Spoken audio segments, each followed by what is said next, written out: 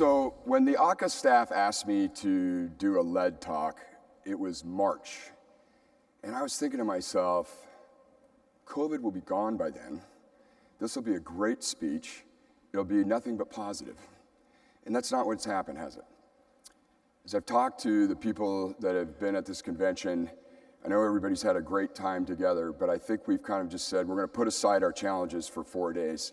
We're going to come, we're going to have a time with our peers. Is that what it feels like? Because we're going to go back.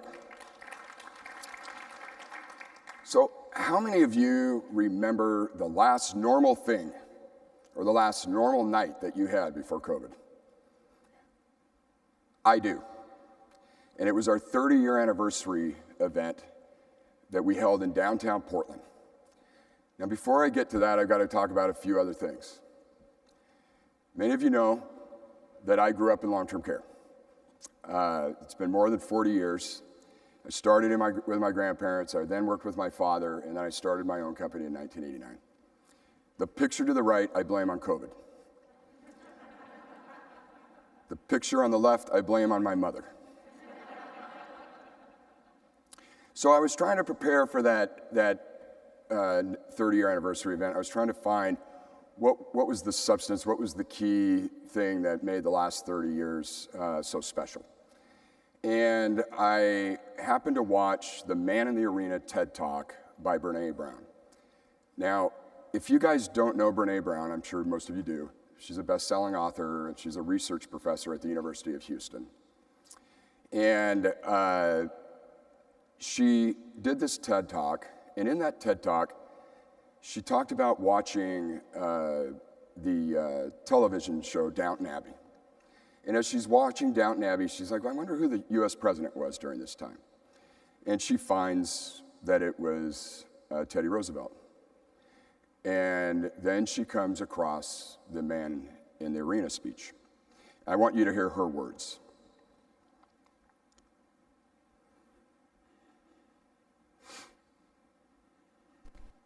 Uh-oh.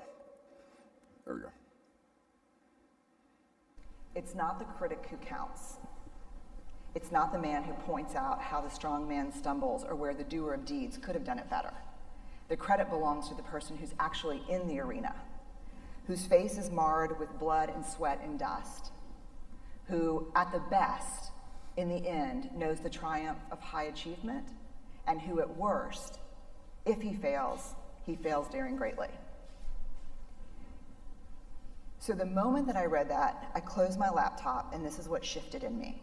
3 huge things. First, I spent the last 12 years studying vulnerability, and that quote was everything I know about vulnerability. It is not about winning, it's not about losing, it's about showing up and being seen. The second thing, this is who I want to be. I want to create. I want to make things that didn't exist before I touched them. I want to show up and be seen in my work and in my life. And if you're going to show up and be seen, there is only one guarantee, and that is you will get your ass kicked. That is the guarantee. That's the only certainty you have. If you're going to go in the arena and spend any time in there whatsoever, especially if you've committed to creating in your life, you will get your ass kicked. So you have to decide at that moment, I think for all of us, if courage is a value that we hold, this is a consequence. You can't avoid it. The third thing, which really set me free, and I think Steve, my husband, would argue has made me somewhat dangerous, is kind of a new philosophy about criticism, which is this. If you're not in the arena also getting your ass kicked, I'm not interested in your feedback.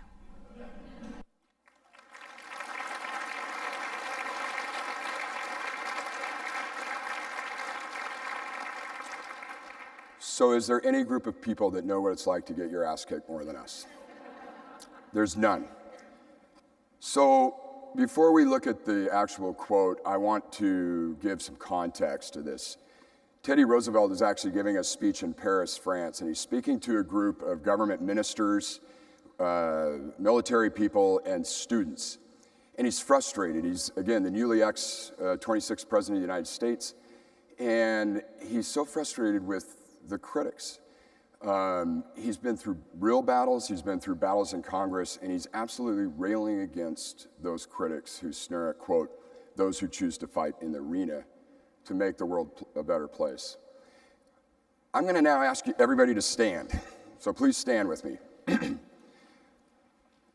I debated how to do this, but I'm going to read this, and I'd like you to just listen and read the words with me. You don't have to read it out loud.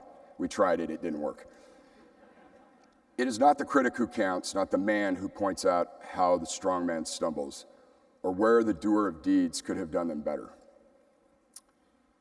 The credit belongs to the man who is actually in the arena, whose face is marred by dust and sweat and blood, who strives valiantly, who errs, who comes short again and again, because there is no effort without error and shortcoming, but who does actually strive to do the deeds, no great enthusiasms, the great devotions, who spends himself in a worthy cause, who at the best knows in the end the triumph of high achievement, and who at the worst, if he fails, at least fails while daring greatly, so that his place shall never be with those cold and timid souls who neither know victory nor defeat.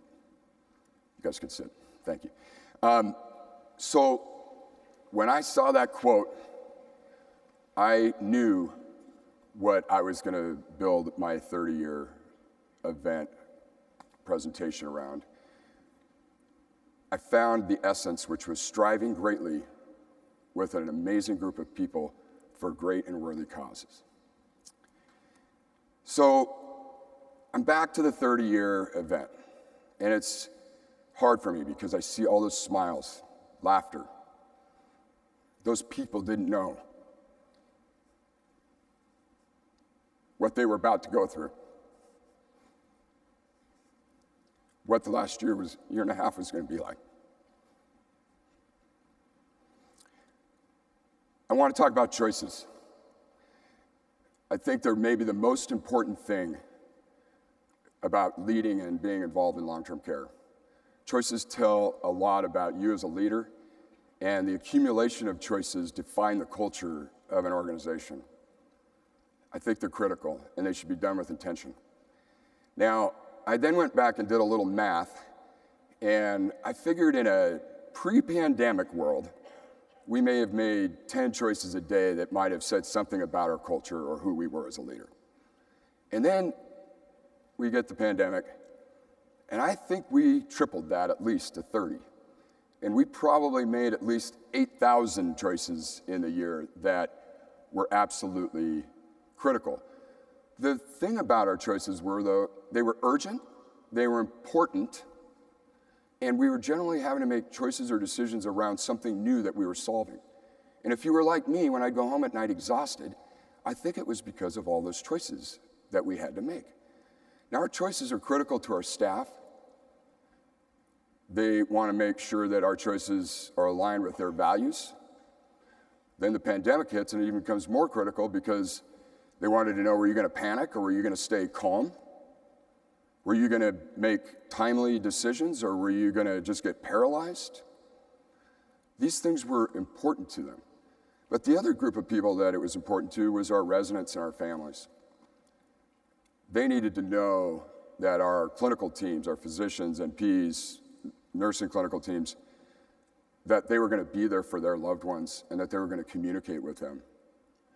They needed to know that we were going to communicate when we had positive cases, either staff or residents, and that we're going to keep them updated.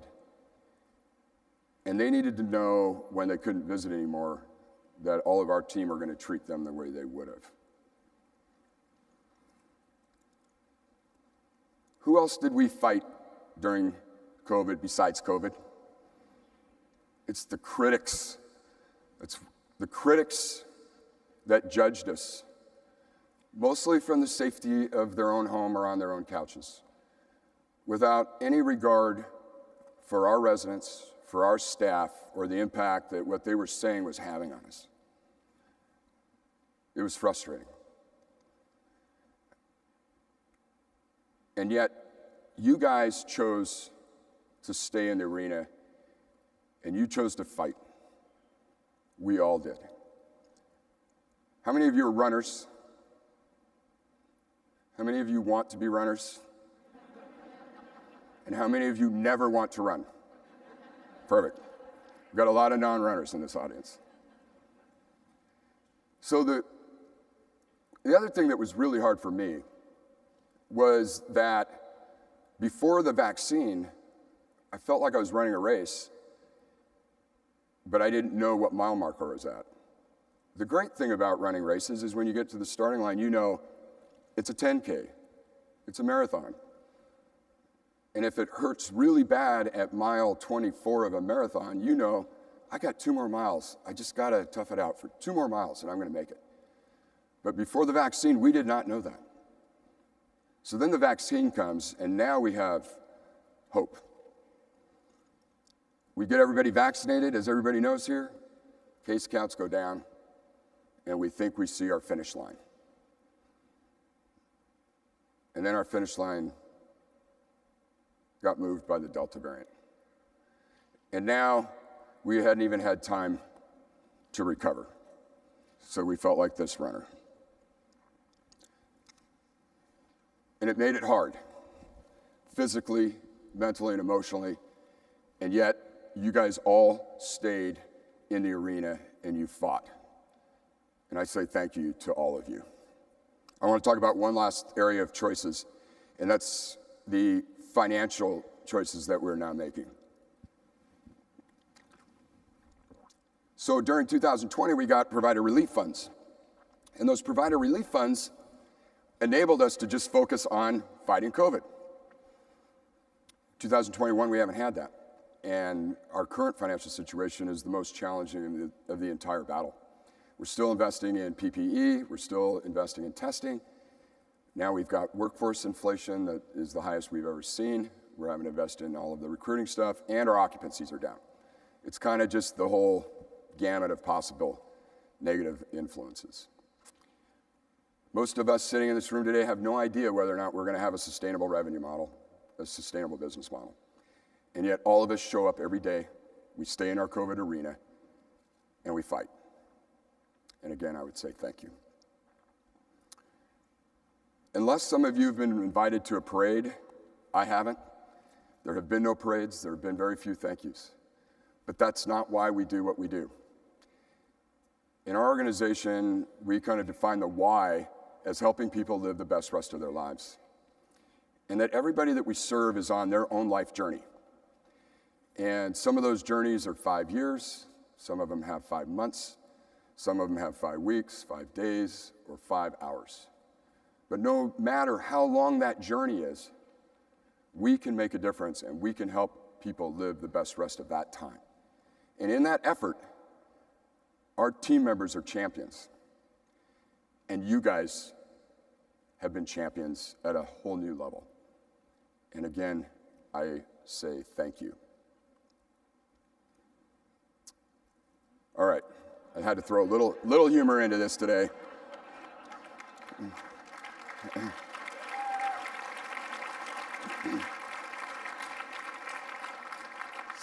So in case you don't see it, Mark is on your right, Debbie is right next to him, and her husband said I needed to send that to him. Chris is in the middle, Phil Scallo, and then Helen Crunk. All the superheroes. Nobody knows what it was like to endure what we've all done. You guys are literally a part of a community of people where we went to war and we're the only ones that know what it felt like. And you have been all superheroes. And I have to tell you, I can see the day that we're going to get back to normal. Because that was January of 2020. I got it firmly in my mind, I've got it firmly in my vision. None of us know what that journey is going to be like to get back. We don't know what the race is, how long it's going to be. But here's what I do know. I know that we're going to stay strong and that we will recover. We got a lot of challenges coming up this year, but I know we can accomplish and get through those challenges together if we stay united as a profession. And here's the other thing I know. years from now, we're going to be in the bar. We're going to be talking about that COVID experience. And we're going to be most proud of the choices that we made during this COVID arena. Thank you.